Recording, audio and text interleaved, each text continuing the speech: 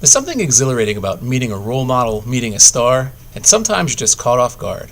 I can tell you that many years ago, I had the great honor of meeting one of the most respected men in the entire Jewish world. What was my gut response? Well, at the time I had a camera. Nowadays we'd have one of these cell phones. I took out my camera and I started snapping pictures. Someone turned to me and astutely told me, you know what? You may be catching the moment, but you're totally missing the man. And I thought that was so profound. This week's Parsha, Parshas Yisro, starts off with a bang. It says, Vayishma Yisro. Yisro heard. What was it that Yisro heard? Well, it says that Yisro heard about the Jewish people surviving Egypt, the Jewish people leaving Egypt, the splitting of the sea, and then a great sneak attack with Amalek where the Jewish people survived that as well. And so what happened? Yisro got up, picked up his bags, and he joined the Jewish people. He went to Mount Sinai to join them in their journey. And why should that come as such a surprise? Didn't the rest of the world hear about the splitting of the sea? Didn't everyone know about the decimation of Egypt?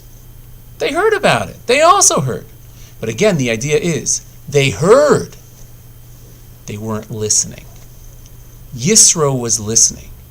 Sometimes you have to hear, you have to read between the lines to really get the message. How often do you hear about a supernatural event and then it just kind of skims right by you? I would imagine if you would be a doctor who's delivering babies all the time, the first time it's absolutely miraculous. 50th time, it's a procedure. The 1,000th time, it's already predictable. But look at the miracle. Look at the miracle of the birth. Look at the amazing opportunity to see the hand of God that slips right in there, right into nature. So that's really, I think, the message we hear about Yisro. He had the ability to tune himself in. He said, I'm not going to let this just be another newspaper clip. I'm going to take the opportunity. I'm going to jump on that wagon.